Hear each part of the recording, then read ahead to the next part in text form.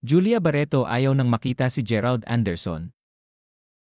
Hindi sa wala na sila, ang sinabi sa akin ay ayaw na ni Julia Barreto, ani Ogie Diaz sa Showbiz Update, kasama sina Ate Mrena at Mama Loy na in-upload kagabi sa YouTube channel.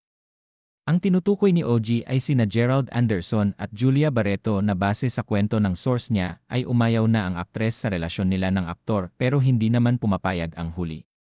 Kung baga ayaw na ni Julia pero kay Gerald meron pa, si Julia ayaw na, sambit ng online host. Hirit ni Mama Loy, bakit? Yun lang ang nakarating sa atin na hindi ko alam kung saan nanggagaling itong pag-ayaw ni Julia kay Gerald. Kaya kung mapapansin ko raw sabi ng aking source, tingnan mo hindi na sila nagkikita. But Gerald is trying to pursue Julia. Pumupunta raw si Gerald, kung totoo man to ang sabi ng aking source ay pumupunta raw si Gerald doon sa bahay ni Julia. Pero parang ayaw nang makita ni Julia si Gerald, muna, pagdedetalye ni Ogie. So, kuya totoo kayang may third party kay Gerald, tanong ni Ate Mrena. Matagal nang nababalitang may third party sa relasyong Gerald at Julia, pero wala namang resibo maliban sa nakitang nanood ng volleyball game ang aktor, dahil umano'y type niya ang isa sa player ng Signal Lee Spikers na si Vanny Gandler.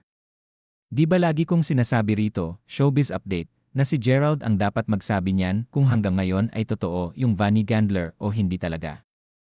Kaya yan ang dapat nating malaman mula kay Gerald kung gaano ba katotoo na pinupursu niya si Julia pero si Julia ayaw na, pahayag ni Ogie.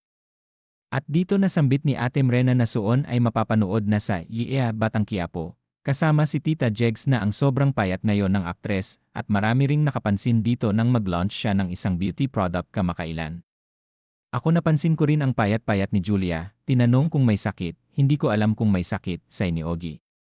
Nagtatanungan sina Mama Loy at Ate Mrena kung may sakit si Julia na anxiety. Sagot ni Ogie, yan ang dapat nating bigyan ng linaw kung may sakit si Julia, sana naman wala, sabi ni Mama Loy, sana talagang payat lang si Julia.